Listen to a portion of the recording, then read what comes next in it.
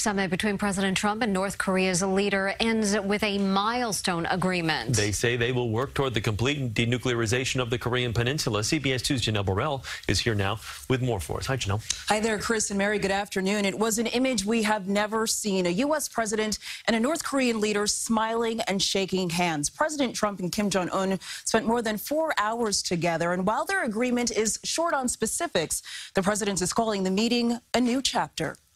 The whirlwind historic summit beginning with this unprecedented moment, a symbolic handshake marking the first ever face-to-face meeting between a sitting U.S. president and a North Korean leader.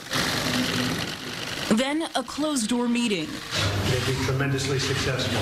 President Trump and North Korean dictator Kim Jong-un retreating to a private session.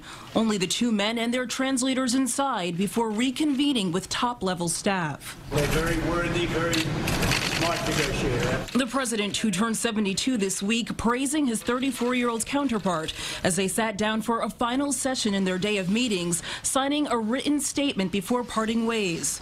Among the key points, Mr. Trump committing to provide security guarantees, while North Korea is promising to completely denuclearize the Korean Peninsula. I think our whole relationship with North Korea and the Korean Peninsula is it's going to be a very much different situation than it has in the past. Kim agreeing with the president, speaking through a translator. Today, we had a historic meeting and decided to leave the past behind. But the declaration stopped short of committing to the conditions the Trump administration had previously said were necessary. An assurance that North Korea will verifiably and irreversibly disarm its weapons program.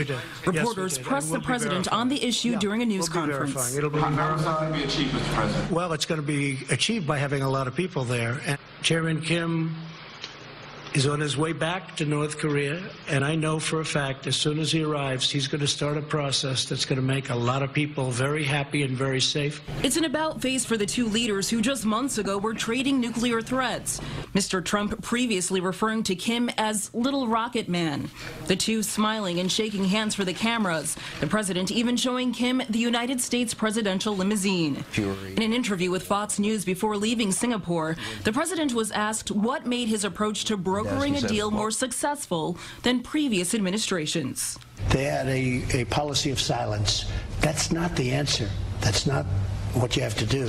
So I think the rhetoric, I hated to do it. Sometimes I felt foolish doing it. But we had no choice. President Trump also crediting Otto Warmbier for the unprecedented meeting. Warmbier was the American college student who was arrested in North Korea. He was tortured and then returned to the U.S. in a vegetative state last year.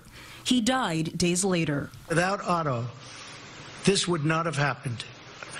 Something happened from that day. It was a terrible thing. It was brutal. But a lot of people started to focus on what was going on.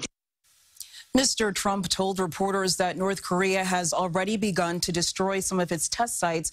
He also announced that he is suspending joint military exercises between the U.S. and South Korea. For now, the president says sanctions against North Korea will remain. Chris and Mary? All right, Janelle, thank you.